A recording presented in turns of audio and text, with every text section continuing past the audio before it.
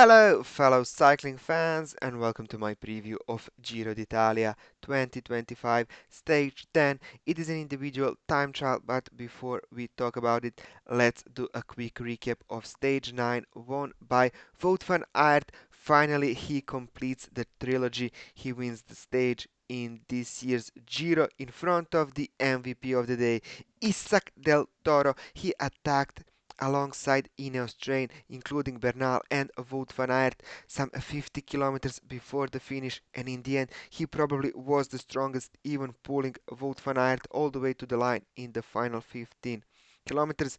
He was outsprinted by Wout van Aert, but he moves into the Maglia Rosa.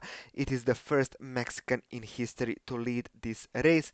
Giulio Ciccone, with an amazing overtake on Richard Carapaz, takes the third position and 4 bonus seconds. Carapaz in fourth. Simon Yates, another great result for a Visma Lease bike. He looked good today in fifth, in front of the consistent Antonio Tiberi. Juan Ayuso losing a lot of time in the end to mostly Isaac del Toro, then Arensman Bernal only ninth. His attack didn't really pay off, but it was amazing to see him try. Adam Yates in 10th. The biggest losers of the day were Tom Pidcock and Primoz Roglic. They were the ones involved in that crash 50 kilometers from the finish just before Ineos and Del Toro attacked. Michael Storer, another victim of the crash, losing almost 2.5 minutes. So what does it mean for the GC? Well, it means that UAE Team Emirates now have the top two guys. It will be really interesting to see, will it play into the dynamics of this team? Are there going to be some disputes who is the leader? But Del Toro is in the Maglia Rosa, 1 minute and 13 seconds in front of Ayuso. Tiberi going consistently is in third, 1 minute and 30 seconds behind. Carapaz, Ciccone, Yates, Bernal, and McNulty are the only guys under 2 minutes. Adam Yates, 2 minutes 1 second. Primoz Roglic, almost 2 minutes and 30 seconds down, and Michael Storer just over 3 minutes. So those are the guys I think still in contention for the podium. In the points classification, obviously Mats Pedersen is dominating, as well as Lorenzo Fortunato in the blue jersey. In the yacht classification, obviously Del Toro is leading that as well, but Juan Ayuso will continue to wear that white jersey, and you know it already, UAE Team Emirates are killing it in the teams classification. So, moving on to stage 10, connecting two beautiful Tuscan cities, Lucca, a medieval town, and Pisa, famous for its leaning tower. 28.7 kilometers between these two cities. It is mostly flat with just a small hill in the middle. We will also have two time checkpoints at around 9 kilometers from the finish and 20.5, so those are nice reference points where we can follow the race. This is how the stage looks on the map. We are going from north from Lucca all the way south to Pisa. And what about the weather on Tuesday? So remember, Monday in Grand Tours is usually the rest day.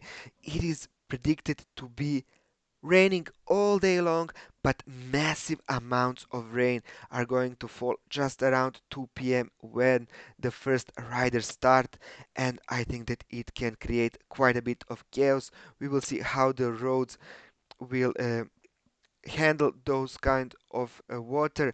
Even strong winds, 6 meters per second, that is well over 20-25 kilometers per hour from the south, so that is massive headwind. It will be brutal for the early starters.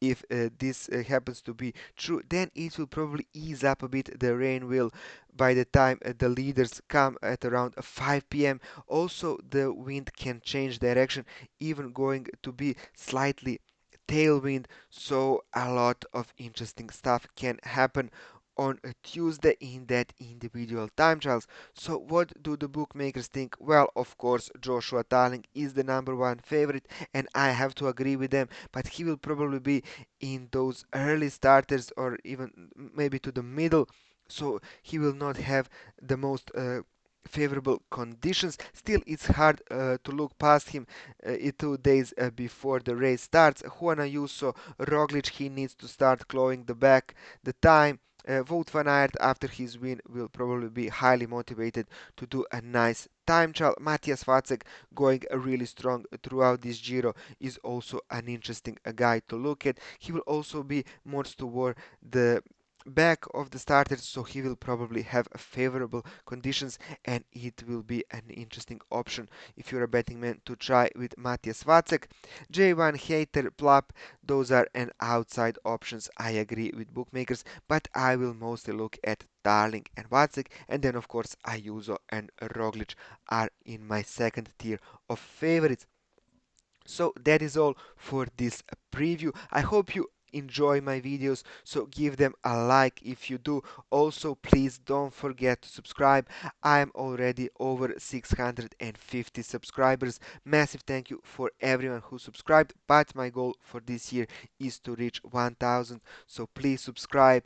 Massive thank you for everyone who did. As I said, don't forget also to hit that notification bell so you never miss a video preview of a major cycling race. Have a great day, and I hope to see you on Tuesday for my preview of Stage 11. Have a great day, and bye.